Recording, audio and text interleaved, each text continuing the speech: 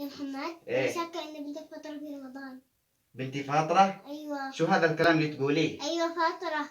والله لا أعاقبها. عقبها إيش هذه تفطر في رمضان؟ بس ما رح تعترف. ناديلة لكان أنا رح أخليها تعترف بطريقتي. يا نيازك، يا نيازك. أيوة يا ماما. تعالي حبيبتي، عيدي جنبي، بدي أسألك سؤال. يلا حبيبي عيدي هون. أنتي بتفطري في رمضان؟ يا ماما أنا ماني مفطرة. متأكدة ما بتفطري في رمضان؟ أكيد لا يا ماما، ماني مفطرة.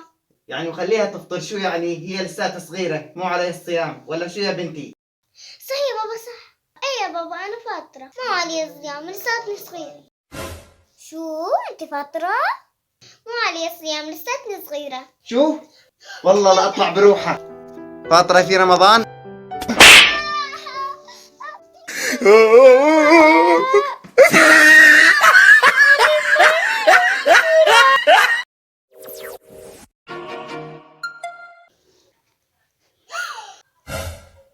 يا مفطرة رمضان، عم تاكلي برمضان؟ شو هيك اروح اقول للبابا انت حبابة؟ لا لا خلص انت حبابة. يا سيدي ماني حبابة، لا تشتري ايفون راح اقول لبابا.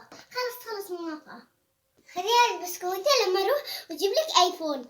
شو اتفقنا؟ وشو الضمان؟ خلينا نروح عشان بابا ما يحسب. يلا خلي. راح اخذ البسكويتة وخشيها بجيبي، ولا اشتريت لي ايفون راح اروح خبر بابا. ماشي اتفقنا. بابا أهلين يا بنتي. الكذب مو حرام؟ بلا يا بنتي حرام. اختي فاطرة. أختك فاطرة؟ ايه انا شفت ماسكة البسكويتة ومفطرة برمضان. شو؟ ايه والله لا أطلع بروحها. ايوه. بابا خليني احكي بنت رجال. ما في حكي، قومي قدامي لك، قومي قدامي. ها؟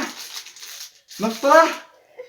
والبسكويتة بجيبك؟ فهمني يا بابا. يعني أختك صادقة. يا بابا، يا بابا الدنيا رمضان، لا تضربها بس كف واحد. بابا انا ماني مفطرة، هي انتي مفطرة.